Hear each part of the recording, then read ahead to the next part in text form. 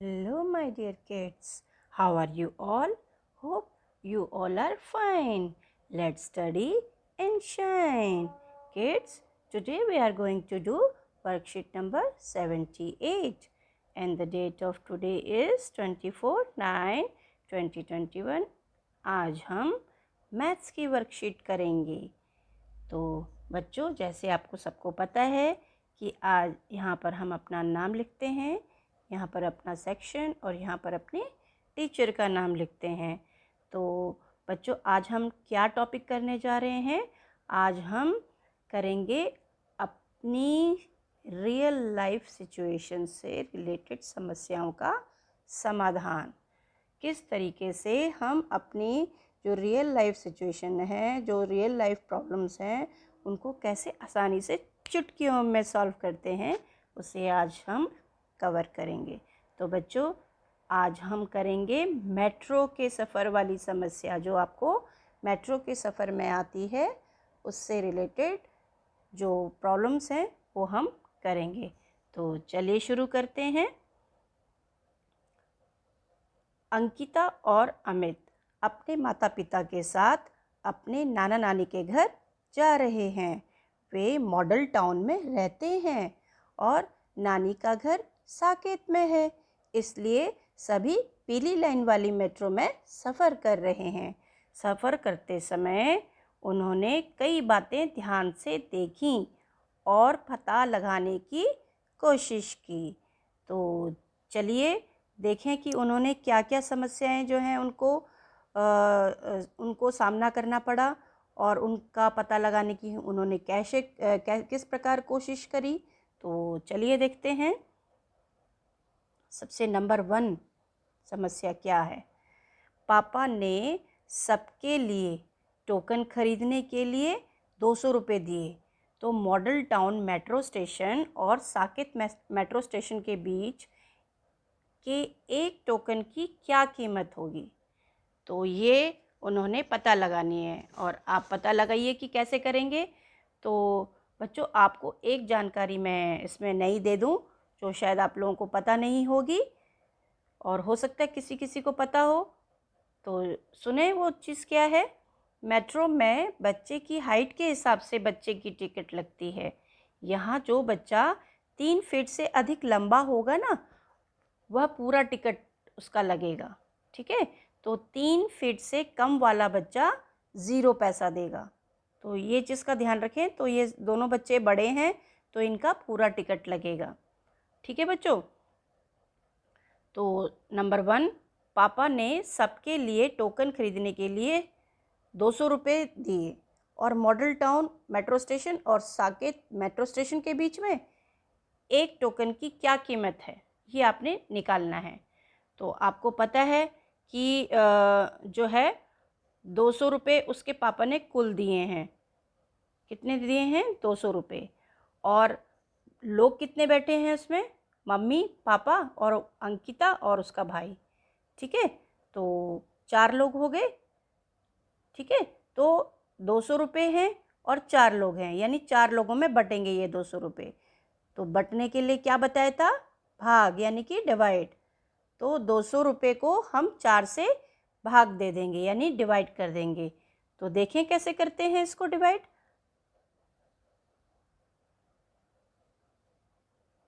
4, अब ये दोनों नंबर ले लेंगे 20। तो 4 से 20 तक की आप टेबल पढ़ेंगे तो 4 कितने जा होता है? 4 5 आर 20। ठीक है?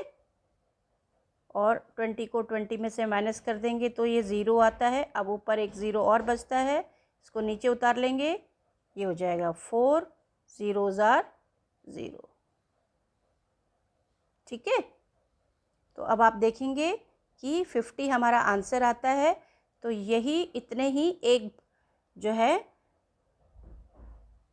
बंदे की कीमत होगी, 50 रुपीज़। ठीक है? एक टोकन की कीमत 50 रुपीज़ होगी। एक टोकन मतलब एक व्यक्ति का किराया। समझ गए बच्चों? तो चलिए हम आगे बढ़ते हैं प्रश्न संख्या यानी कि समस्या नंबर 2 की ओर। अंकिता ने गिना कि उनके डिब्बे में 50 सीटें हैं। जब वे प्लेटफॉर्म में खड़े थे उन्होंने घोषणा में सुना था, घोषणा यानी वहाँ पर जो है एक आपने सुना होगा जब मेट्रो में गए होंगे तो वहाँ पर बीच बीच में ऊपर एक माइक सा लगा रहता है जहाँ से आवाज़ें आती रहती हैं। ठीक है, अब मेट्रो आने वाली है जिसमें इतने डब्बे हैं, है ना, इस तरीके से इतनी देर में आने वाली है और कहाँ को जाने वाली है, ये सारी घोषणाएं वो करती है। तो यही घोषणा की बात करें, अनाउंसमेंट जिसको इंग्लिश में कहते हैं। जब वे प्लेटफॉर्म में खड़े थे उन्होंने घोषणा में सुना था कि इस मेट्रो में 8 डिब्बे हैं।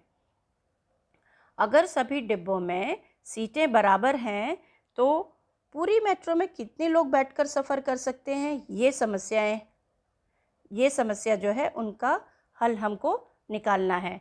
तो इसके लिए हमें पता होना चाहिए कि हमारे को जो पता है वो है कुल डिब्बे। मैंने आपको पहले ही बताया था जब समस्या का समाधान करते हैं तो हमें सबसे पहले ये पता होना चाहिए कि हमारे को दिया क्या हुआ है। तो कुल डिब्बे जो हैं हमारे पास कितने हैं बच्चों, 8। और आपको पता है कि एक डिब्बे की जो है, एक डिब्बे में सीटें कितनी हैं, एक डिब्बे में सीटें, एक डिब्बे में सीटें कुल कितनी हैं, 50 सीटें। ठीक है, अच्छा अब पूरी मेट्रो में सीटें कितनी होंगी ये हमने निकालना है।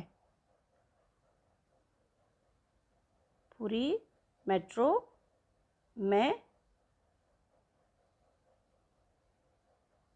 सीटें कितनी होंगी, क्योंकि एक डिब्बे में 50 हैं और कुल डिब्बे हमारे पास 8 हैं, तो इसको इसके साथ गुणा कर देंगे यानी कि मल्टीप्लाई कर देंगे।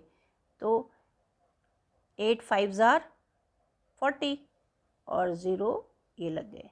ठीक है, यानी कि 400 सीटें हैं पूरी मेट्रो में। ठीक है बच्चों, समझ आ गई। चलिए हम आगे समस्या की ओर बढ़ते हैं। आगे की समस्या हमारी तीसरी समस्या ये वाली। अमित ने देखा कि उनके डिब्बे में 27 लोग हैं।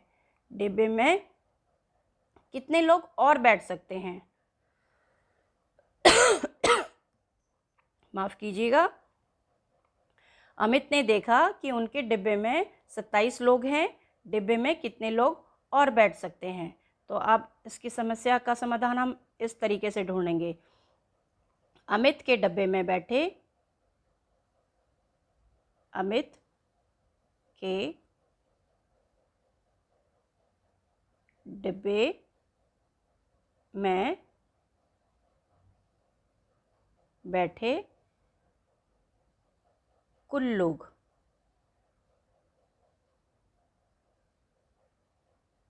27। कितने लोग बैठे हैं? 27 लोग। ठीक है, तो डिब्बे में कुल सीटें कितनी हैं? कुल सीटें हैं 50।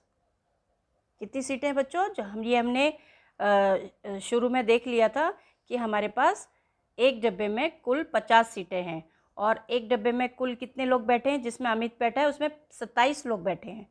कितने लोग बैठे हैं? 27 लोग। तो अब हमने निकालना क्या है, डिब्बे में कितने लोग और बैठ सकते हैं। मतलब अभी जब आपकी क्षमता 50 की है उसमें 27 लोग बैठे हैं तो यानी कि और भी तो लोग बैठेंगे, है ना, तो वो आपने निकालने हैं। तो वो कैसे निकालेंगे देखते हैं। ठीक है, तो इसके लिए हम क्या करेंगे, 50 में से 50 कुल कैपेसिटी थी और 27 लोग बैठे थे, उसको हटा देंगे तो जो लोग बच जाएंगे वही लोग हैं कि वो इतने और बैठ सकते थे। तो 50 में से 27 को आप घटा के देखिएगा तो 23 निकलते हैं। तो 23 लोग यानी कि 23 व्यक्ति और इस डिब्बे में बैठ सकते थे। समझ गए बच्चों? तो इस तरीके से हमारी तीसरी समस्या का भी हल हो गया। अब हम बढ़ते हैं अपनी चौथी समस्या की ओर। अब हमारी चौथी समस्या क्या है, ये वाली है। राजीव चौक मेट्रो स्टेशन पर आने से पहले उनके डिब्बे में 41 लोग थे। राजीव चौक मेट्रो स्टेशन पर 15 लोग उनके डब्बे में चढ़े और 7 लोग उतर गए। इस स्टेशन से मेट्रो निकलने के बाद उनके डब्बे में कितने लोग रह गए, ये हमने निकालना है। ये हमारी समस्या है। तो चलिए इसका समाधान भी हम करते हैं। तो इसके लिए हमने देखा जो हमें चीज़ें क्या क्या बातें हमें बताई गई हैं, पहले हम उसे नोट करते हैं।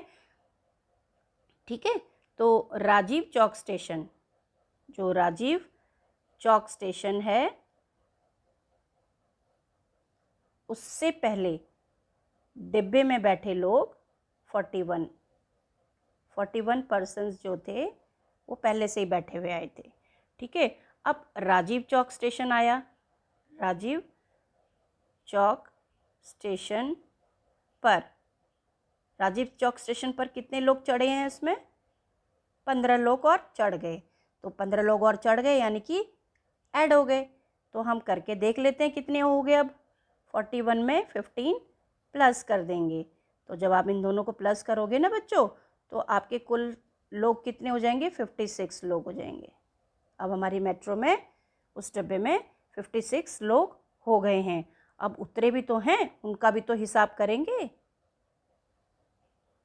उतर गए, जो लोग उतर गए वो कितने थे, 7 थे। तो जो उतर गए यानी कि कम हो गए हैं। तो हमारे पास कुल इतने हो गए थे। तो इतने में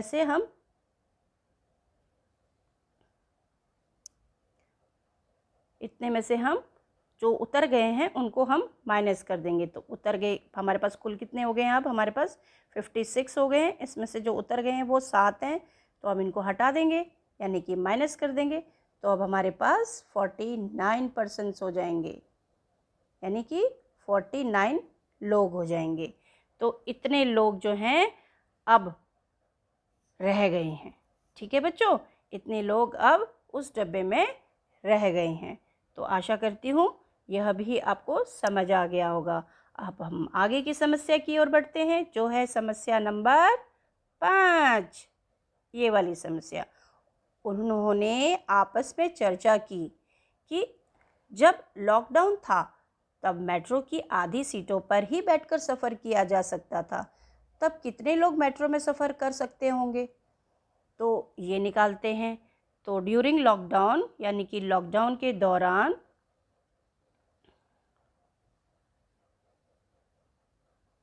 कितने लोग सफ़र कर सकते थे, आपने पढ़ा है। पहले आप ये देखिए कि जब लॉकडाउन नहीं था तो कितने लोग सफ़र कर सकते थे, 400 लोग। 400 सीटें थी ना बच्चों, तो 400 लोग सफ़र कर सकते थे। अब इसमें बोला है कि लॉकडाउन के दौरान आधे हो जाएंगे। तो आधे मतलब आधे भाग में बढ़ जाएंगे, यानी कि 400 थे तो 400 में से बट जाएंगे 2 भागों में, यानी कि एक भाग हमारे पास रह जाएगा जो लॉकडाउन में बैठेगा। ठीक है, तो 400 को 2 से डिवाइड कर देंगे। तो अब 400 को 2 से डिवाइड करके देखते हैं। ये हो गया 400। ठीक है, तो आपको 2 की टेबल आनी चाहिए इसके लिए। 2 2s are 4, 4 में से 4 माइनस करोगे तो 0 हो जाएगा। अब ये वाला 0 नीचे उतरेगा तो 2 zeros are 0, ये भी 0 बचेगा। अब एक 0 और बचा है, इसको भी नीचे उतारेंगे। ठीक है, 2 zeros are 0। तो इस तरीके से हमारे पास अब 200 लोग बैठेंगे।